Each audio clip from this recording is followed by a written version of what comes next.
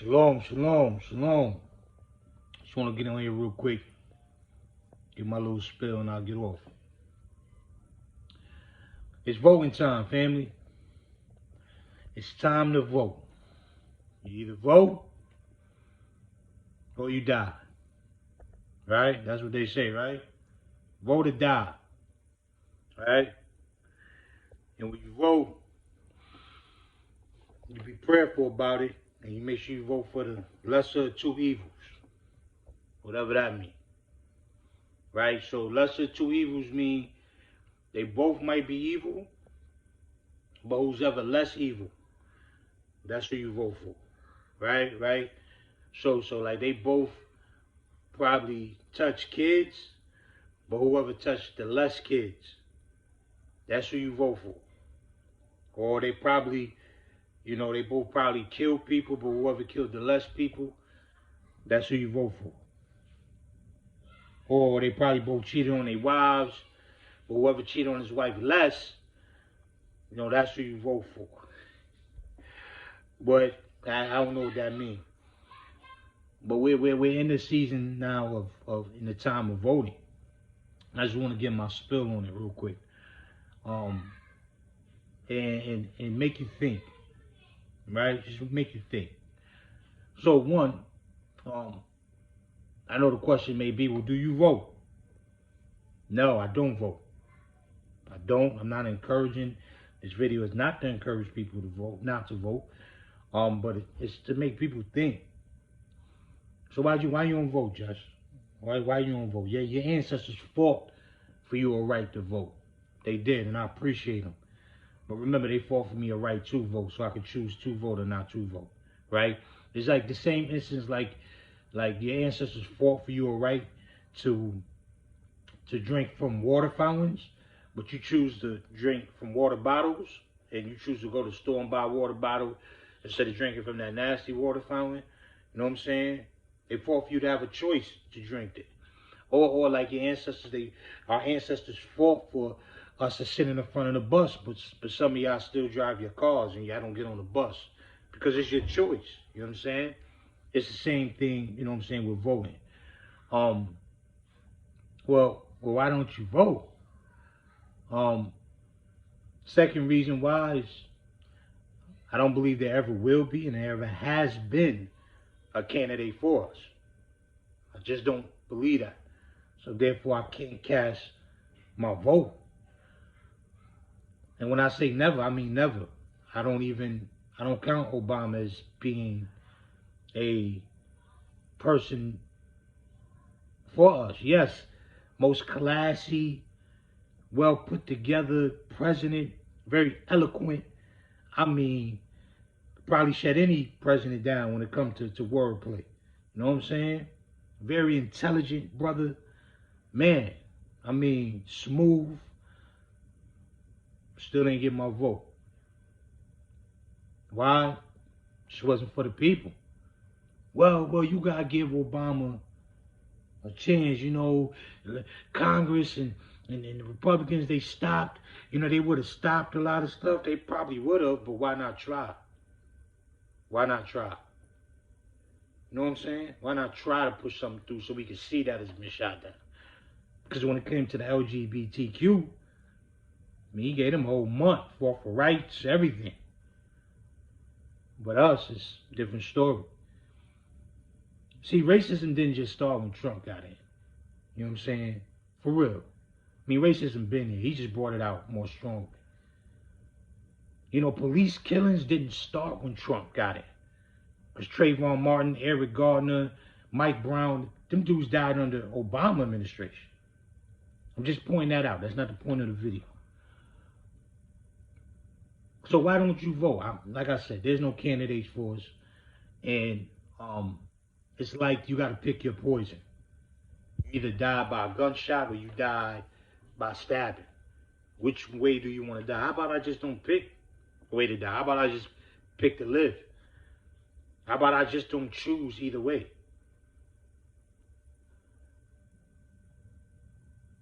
There's the left wing and the right wing. Still the same bird. flying in the same direction. I am neither Democrat or Republican. Neither. Because I don't agree with a lot of things the Democrats do. I don't agree with a lot of things the Republicans do. I agree with some things the Democrats do. I agree with some things Republicans do. You know what I'm saying? But they still both have the same agenda. You feel what I'm saying?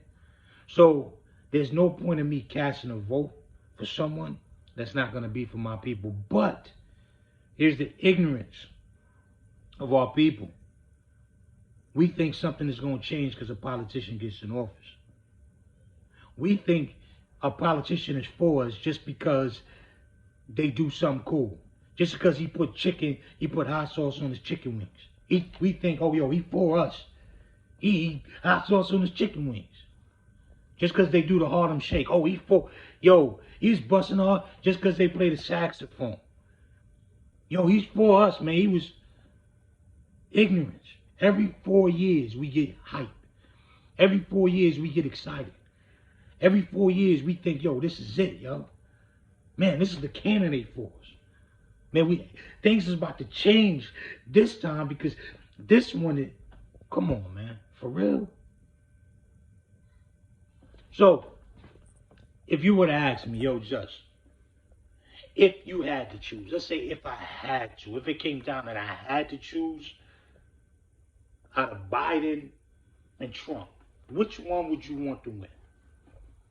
Buckle your seatbelts and let me explain. If I had to choose out of those two candidates to win, who would I want to win? I would want Trump to win. What? Well, I know some people just cut the video off. You know, let me explain why. I've never seen our people come together like they have in this last few months, this last year. Matter of fact, the tenure of this man being in office, our people have come together. Trump has pushed closet racists out. He's pushed the people that you probably didn't think was racist, true colors is shown, right? And no, I'm not saying all Republicans is racist. No, I'm not saying that. Most are, but not all. Most Democrats are racist too. So that's another story. But the reason why I would want Trump to win is because what's going to happen if a Democrat or Biden gets in office, we are going to get comfortable. We're going to think, yo, we good now. Biden in office. That was Obama's second-hand man. Man, we good. We ain't got nothing to worry about. Biden in office. And guess what? Everything that we've been doing these last few months, coming together, buying black, supporting each other, all that's going to die. You know why? Because we're going to feel the fight has been won. Or because a Democrat is in office. Or because we think, yo, Biden is it. This, and then what's going to happen is Biden is going to get in office. He's not going to do nothing for us, but we're going to justify and make excuses on why he couldn't do things. He's going to get in office, not do nothing for us, pacify us, because, you know, he's not going to talk crazy about us like Trump do. He's not going to talk crazy about people like Trump do, but he's going to be more mellow and calm. And then what's going to happen after his 4-year tenure, if he lived through it, after his 4-year tenure, there's going to bring another Trump, and then everything that we stopped doing when Biden got in office, we're going to have to start all over and do again. Everything that we're doing now, when after Biden do his 4 years and another Trump comes behind him, we want to start the process all over. Why? Because we got comfortable. Because we thought, yo, this was it. And then we're going to be sitting here twiddling our thumbs again like, yo, what happened? Why is that? Then we're going to be reminiscing. Man, I remember when we all came together. I've never seen our people in my lifetime of 35 years living on earth, never seen my people come together. You had over 2 million people, 2 million quote-unquote black people in America open up bank accounts in black-owned banks in this past 2 months. Over 2 million. You got so many people, I'm going to use black people, I don't really like using that, but black people supporting black-owned black businesses. Black-owned businesses. Why? Because we figuring, yo, man, we got to support our own. This dude that's in office, man, he ain't for us. These politicians ain't for us. We got to help our own. And it's like now we're getting it. Now we're understanding it. Now we're realizing it. Why? Because he's in office. The Most High, I believe, is using this man to wake us up and let us know, listen, bro, this country don't care nothing for you.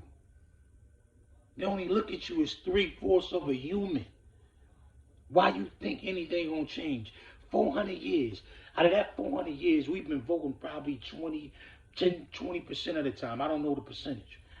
Ain't nothing changed. Nothing. Nothing has changed in the time since we've been voting. But if we vote this year, man, it's gonna change, yo. I'm telling you, man. If Biden get in office, man, it's gonna help us. How? How? Trump has helped us. He's helped us to realize this country don't care nothing for you.